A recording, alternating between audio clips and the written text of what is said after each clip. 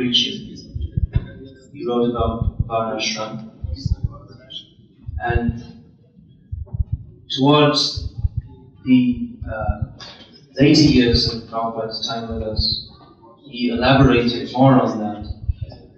And it's reported that he said that 50% of my work is not done for not having, I still have to show Varnashram. So if you think what Prabhupada did, 50% is a lot. Prabhupada was pushing a lot that people should live on the land, devotees should live on the land, live simply, produce their own food, and chant Hare Krishna. This is very revolutionary.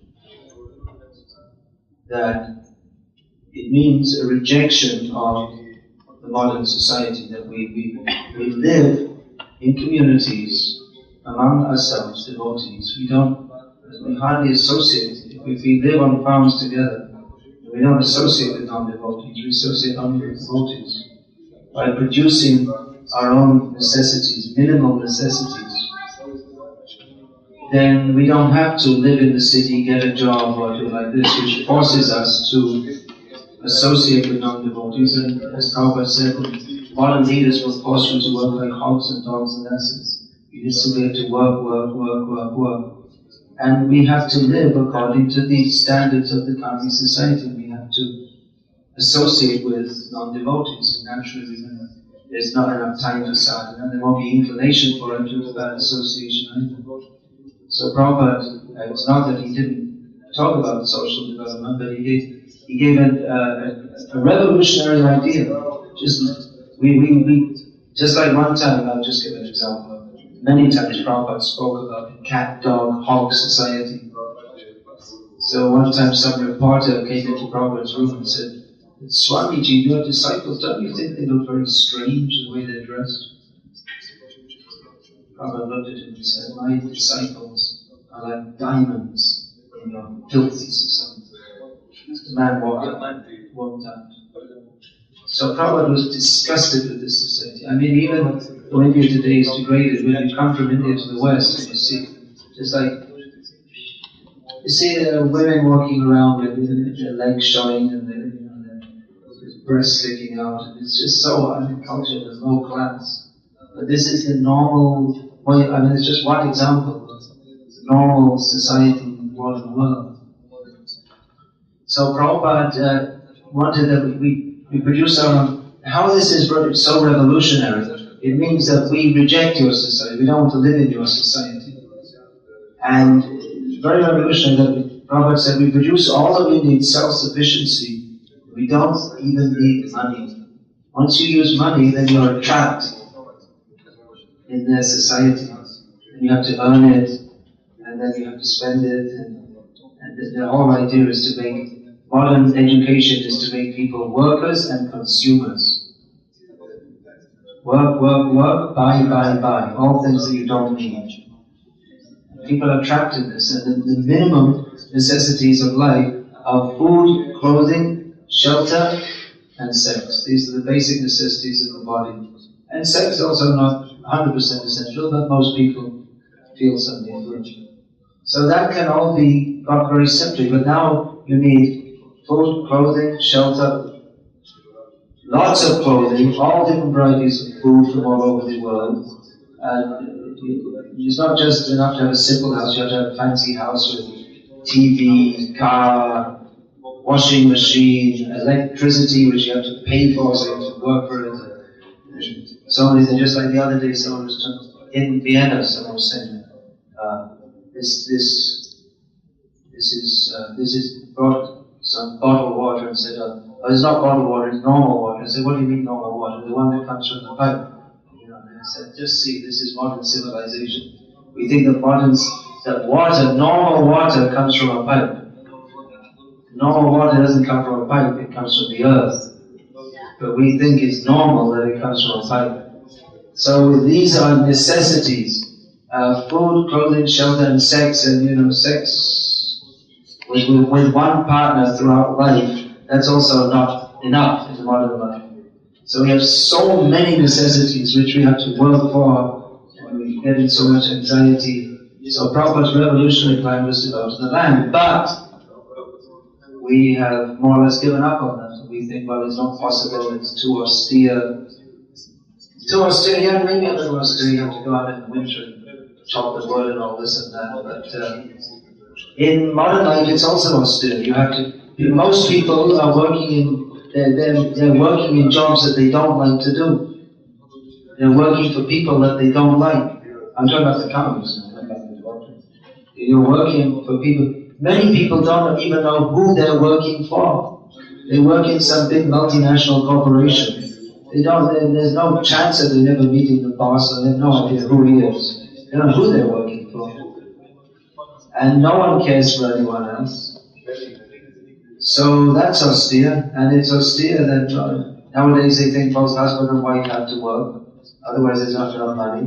Then the wife is at work all day with other men apart from her husband. She knows them better than the husband. And after some time she thinks that, what do I need my husband for? This guy here, why not I try him out? And this way the whole family life is broken down. And this is austere. City life is austere, but because we can walk in and flick a switch and we get light, and we get heat, and we get normal water in a pipe, and we think that, there's milk, you just go and you don't have to keep a cow, you just fill a pipe. Normal water is in a pipe and normal milk is in a packet. Milk comes from a packet and vegetables come from a shop and light comes from a switch. So now we're talking about social development in terms of how to fit in Kami society. The devotees don't fit in Kami society. We're an anomaly in Kami society. It's a square peg in a round hole. And what we're doing, we're different. We're square peg. You know the saying? You know that in your language? Square. It's an English saying. A square peg in a round hole. It means something that doesn't fit. It's not meant to be there. No, this example is better. A square peg in a round hole.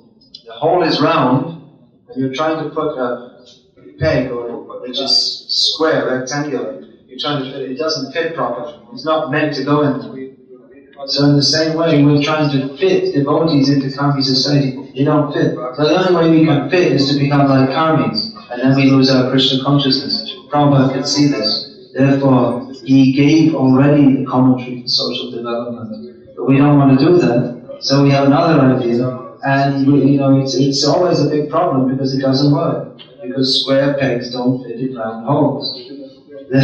We're trying to do something which is not at the very beginning, it's not a very possible proposition that we can be Krishna conscious living among people who are not Krishna conscious. It's the first symptom of a devotee. Asat sangatya evaishnavacha. So devotees can live in the cities to preach. If we're attacking Maya, then we can remain strong. But if we're taking shelter of Maya, then how can we take shelter of Krishna? So Prabhupada already gave the idea of a social development. It's just that we don't want to accept it. We have another idea. We think that Prabhupada would preach differently. Now Prabhupada told us what to do already, and we're trying to avoid that and saying, well, Prabhupada would have told us to do this. He already told us what to do. That's my question. Social development. Yeah, you want to say something? Just to add to that, social development, becoming part of Kami society, and Kami society in the modern world is extremely degraded. So we're importing all these things, and we're trying to make it Krishna conscious and justify it in Prabhupada's name. Divorce, women's liberation, and now homosexuality. Some of our big leaders are proposing that we should have homosexual communities within our movement. Yes, because we're trying to become part of the modern world and live according to their standards. And trying to justify that actually in Vedic culture, homosexuality is considered auspicious. I think it's a joke. One of our GPCs is preaching this. Homosexuals are considered suspicious. So, this is what comes when we compromise. Prabhupada's instructions are perfect. And if we follow them, then we will be perfect. And if we don't follow them, then we'll either ascribe imperfection to Srila Prabhupada, or we'll adjust we'll think we are more perfect than Prabhupada, and we'll come up with a more perfect formula and say, so-called more perfect formula, and say that this is actually what Prabhupada would have preached nowadays. He already gave us everything. Please, I'd like to speak. Some people they say you should work in factories because then we get rent all day. Then we get what? We get then you get a pension, yeah? If you're a good karmi all your life, you'll get a pension. They'll look after you all the way to the grave and then beyond. That's looked after by Yamaraj.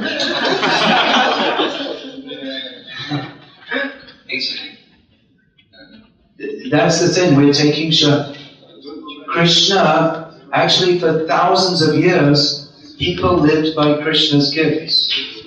Money was not required. Krishna gives everything from the land. It's only a modern idea that you have to give money, then you get a packet of milk. Give money, then you get vegetables. Everyone grew their own vegetables. Maybe some people, Brahmins, they did plenty, but people would give them. We are so much brainwashed by modern society that we think this is the only way to live. We have to live like, if I don't get a degree, then how can I get a job and how can I live? This is training in Shudra mentality, Prabhupada. And people think you have to get a degree, then you can go door to door and beg. Please give me a job. Please give me a job. Oh, I got a very good job.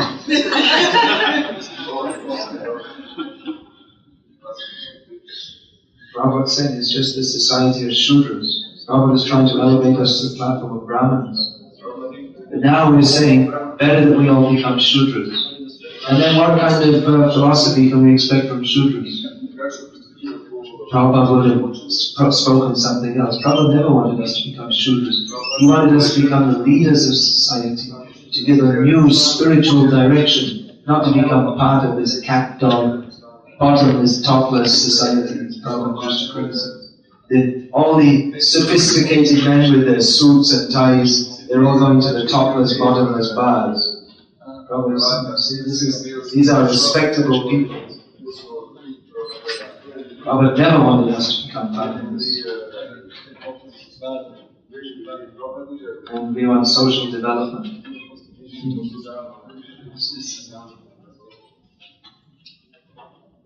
Anyway, this could turn into a social development discussion. It's supposed to be praise of Prabhupada. Like I said, real praise of Prabhupada is if we can manifest his desires in society instead of trying to adjust our desires and put Prabhupada to leave along that. Then it becomes Christianity. You see, they keep the picture of Jesus. Actually, they crucified him. They keep him on the cross. They keep him on the cross forever. And they go to church once a week and they pray to him, and then they don't follow his instructions. Jesus said you cannot love mammon and love God. Mammon means material enjoyment. So he's just there for blessing, that's all. As for his instructions, well, that's compromise. Jesus was, he was a pretty fanatical kind of person, and if you want to, what people nowadays would call fanatical, he was just walking along, and he saw some fishermen, and they were, they had their families and everything. He said, hey, drop your nets, come and join me on the spot. They just gave up their families and came and joined him. So, that's the way preachers preach. I've got something more important for you. I'm making you fishers of men. You have to catch men and put them in the net. That was his preaching. Jesus also said, there's so many things, I have not come to join son to father and father to son, but to turn them against each other. It didn't get edited out of the Bible, lots of things did. That didn't. But you don't hear that being preached very much. So let's not make this compromise. Now the churches, they're having gay priests and gay marriages.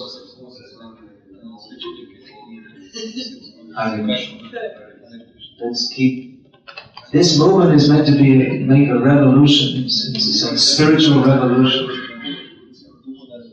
Not that we just go back to the commie life. Then where's the development? Then what's the meaning of social development? Real development is spiritual development. That we should see to first. Everything else is subservient to that. If we think we have to do social development first, and then spiritual development later, then we end up in a factory. But if we understand that our spiritual development is most important, and we develop our social life on the basis of that rather than vice versa, then we can actually be Krishna conscious.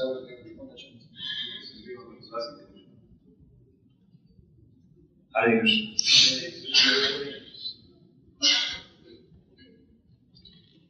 I just want to mention regarding the pensions, since pensions were mentioned.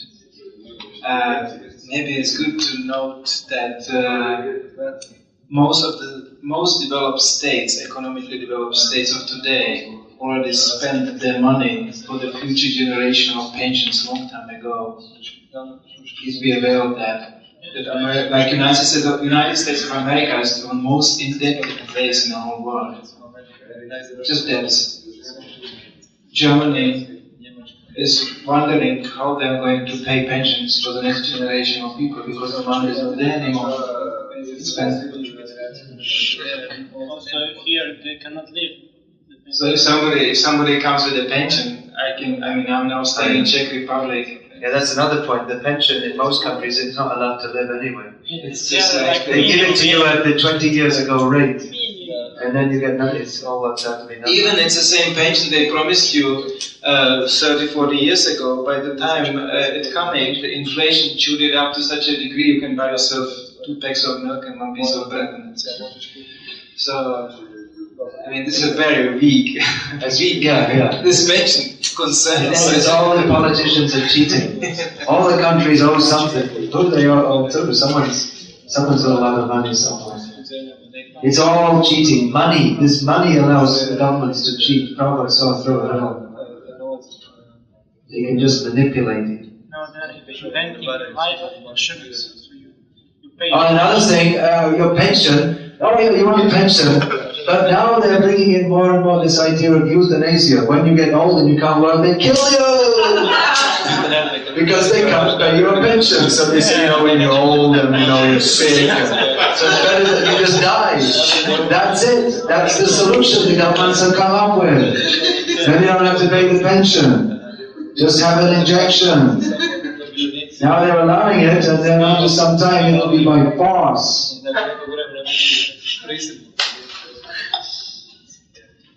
Now it's legal, and in Holland at least, and more and more they're promoting it. Actually, it's a very good thing. Just see how they money it. And actually, old people are useless. In modern life, old people are useless because they can't work and they can't contribute to your sense gratification. And there's nothing, what's the point? So you might as well kill them, because the whole society is only meant for sense gratification. Previously, in spiritually oriented societies, old people from birth, they were imbibing spiritual knowledge, so by the time they were old, they were full of spiritual knowledge, and they could help the younger generations come up spiritually, they'd be respected for that. But in the modern age, sense gratification is the only goal of life, and old people are just a burden.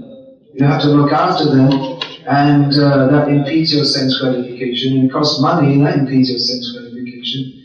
And you can't enjoy with them, they have nothing to enjoy, so why should they live? They've got nothing to add to society. They're just a burden on society. because society's only goal is sense gratification. So kill them. Makes sense. It's logical. That's it. Enjoy your pension.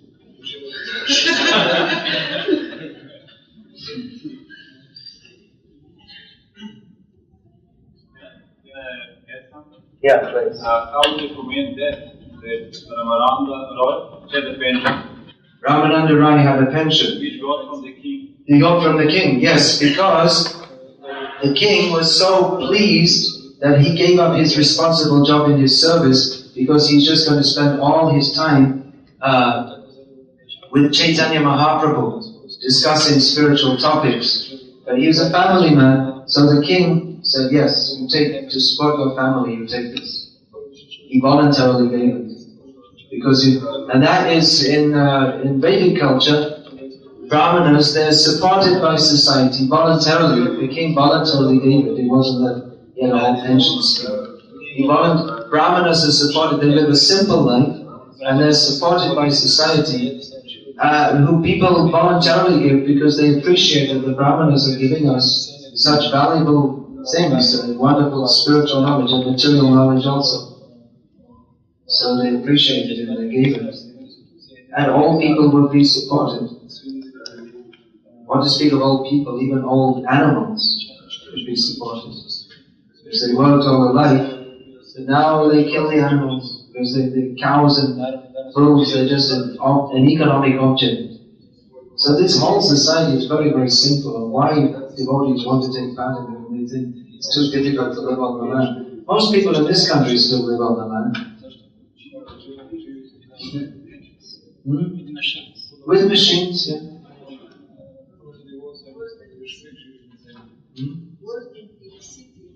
Worse than in the city? Yeah, I mean, they're not enlightened. Simply living on the land doesn't mean that you're enlightened. It's simple living and high thinking, not simple living and low thinking. There's no value to living on the land and living with the consciousness of the pigs on the land.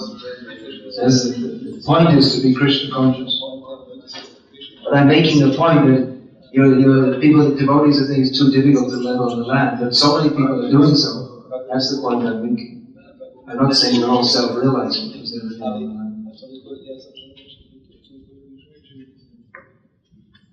So this is the best. I mean, actually, it's true that the devotees are coming, and we should give them some guidance how they can live their whole lives in Krishna consciousness.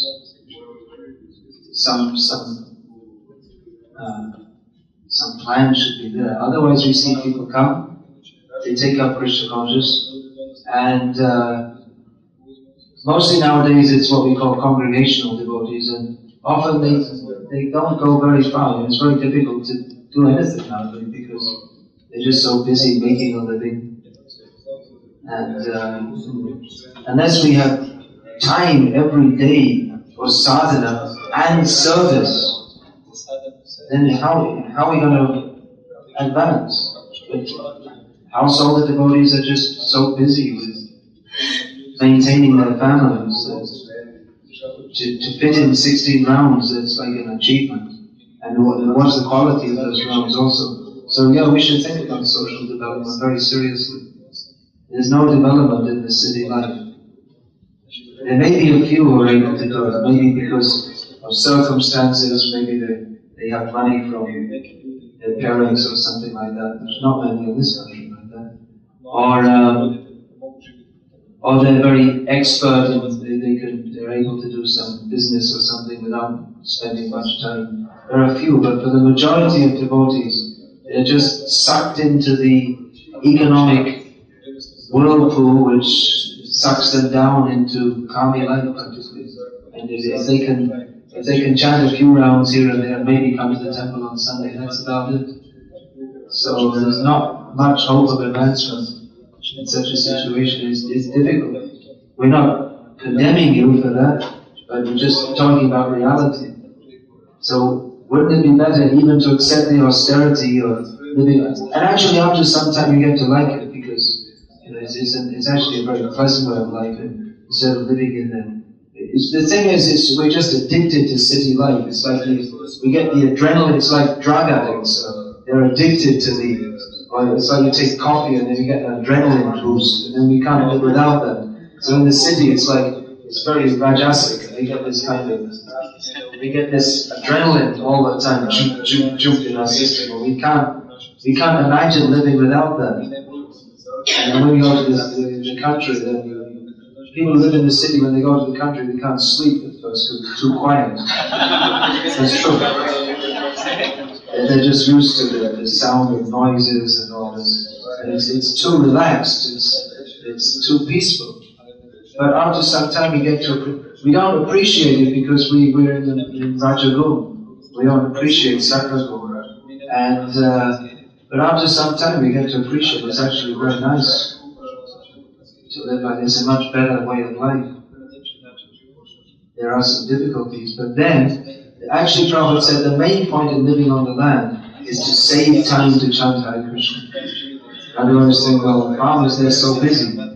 They're busy because they're part of the modern economic system in which you have to produce more than you need to get back more than you need. So you can to have the machines to work on the land, you have to produce money from your farming to pay the payments on the machine, and then when they get broken and all this. So they're caught in the economic trap that you have to work more to produce more than you need.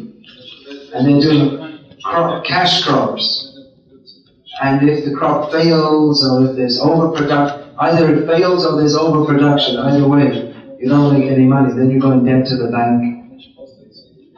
But natural living is you just produce what you need, and then you have all various kinds of crops. So, and you keep a stock of grains. If there's overproduction, you keep a stock. So if the next year there's a shortage, then you're okay. And you produce various crops. So various crops means you do different vegetables for your family and this and that. So if one of them fails, then at least you get the other one. So people are working very hard on the land in modern life because they're doing agribusiness, growing cash crops and producing animals for slaughter for cash. But it's not actually necessary to do so. There is hard work, but it's mostly seasonal. In this country, during the winter, you won't have so much work because there's no farming. Another thing is living on the land is that not everyone's a farmer. It's only a certain number of people who farm full time. Everyone, even recently, you'll find that everyone, probably even still in Slovenia, outside Ljubljana and maybe Maribor, even if they're a teacher or a doctor, whatever, they grow some food for themselves also. It's still like that, probably. Whatever you're doing, you still have some land and you grow something. So everyone will grow something, or maybe have at least 1 or 2 cows. But they may be, like I said, teacher, doctor, whatever. So it's not that everyone's full-time engaged on the land. Some people are, but even those who are full-time engaged, like I said, during the winter there's nothing to do. And at least on the land, there are other things like, you may sharpen up your instruments, or maybe do some carpentry work, or things. There are always things to do, but but even during the year, there's work every day. Cows, for instance, you have to look after them every day. There's nothing wrong with work, by the way. As Krishna says in Bhagavad Gita, what is that? Sharira yatra vichate na prasiddhyada karmana. Even to maintain the body, one has to do some work. Everyone has to do some work. So, but the intense work comes just like when there's plowing and sowing and harvesting. Otherwise, a lot of the time, the plants are just growing. And there's a little bit of weeding and maybe watering. And a lot of the time, you're just watching the plants, actually. I mean, there's always some different plant to plant. But it doesn't have to be intense work all the time. And then you say, another thing is, save time means, if you don't use electricity, then we're living in darkness a lot of the time. And in darkness you can't do much work, you can chant Hare Krishna. So you get at least 50% of the year. Of course, some of the time is spent sleeping also. But we get time. In modern life, we think we have to work morning to night and through the night because electricity gives that facility. But if we don't have electricity, then automatically the work comes to end at sunset. Then you chant Hare Krishna.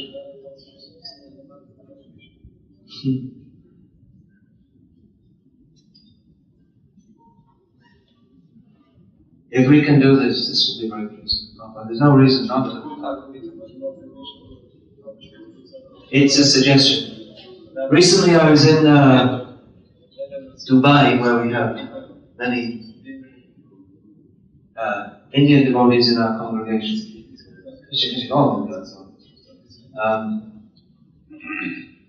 So I opened up the lecture by saying that, well, Srila Prabhupada gave us a program where morning and evening we come together. And if you add it up, it comes to at least 6.5 hours of sadhana every day.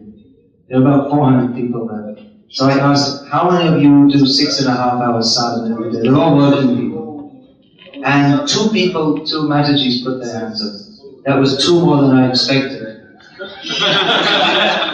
But they're staying at home, so maybe they have some time. Then I asked, how many of you would like to do 6.5 hours sadhana a day? And all the hands went up. Then I made the point that in modern life, it's set up so you can't do it. What is our real necessity? Our real necessity, food, clothing, shelter, that's automatically provided. It's not that we should be in so much anxiety for food, clothing and shelter. It's given by God. We're in total anxiety, how to get this thing, we need to get some money, how to get some money, it's so complex. By the grace of God, everything is there. We make society so complex that we're in total anxiety just to get the basic necessities of living. But our real necessity is to hear and chant about Krishna, but we don't have time to do it. So then I gave what Prabhupada's proposal is. Go to them. I said, I don't think any of you will take this very seriously, but at least you could start to think about it. Because what they're thinking is, you see, we'll work now, and I was saying this, that they're thinking, we'll work now, and then when we're older we'll retire, then we'll have time for sadhana. But what about now having time for sadhana? It can be right now. You don't have to wait till you're 65 to have time for sadhana. You can have time right now. So, I was just giving this suggestion, but actually some of them took it very seriously. Yes. Why do I have to live like this? I don't want to live like this. Very rushed life, rush off to the office, working in some job which is don't like, but working with people I don't like, working for people I don't like, doing something I don't want to do, which is actually all the modern jobs, they're all sinful practically. They're all just like one devotee and I said, well, I got a job in a bank. You see, that's, it's not nothing sinful, it's simple like this. These banks these are the ones that are financing slaughterhouses. They're doing all the money laundering for it comes through these banks, for all the drug business, all the big businesses in the world, and all this weapons business. It's all, you don't see it. The money looks clean to you, but it's all got blood on it. So, it's very difficult to find any really clean business.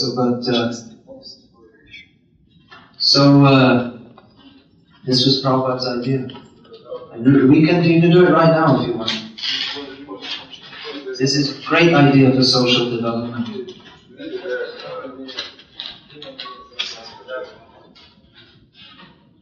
So, Brahman, Kshatriya or Vaishya means someone, he doesn't depend on someone else. People are always saying, well, ISKCON has to make some social development. But actually, if you're not a Shudra, then you should be able to look after yourself. If you think I have to be employed by someone, then it's definitely not very Brahminical nature. So be bold. Krishna will look after you.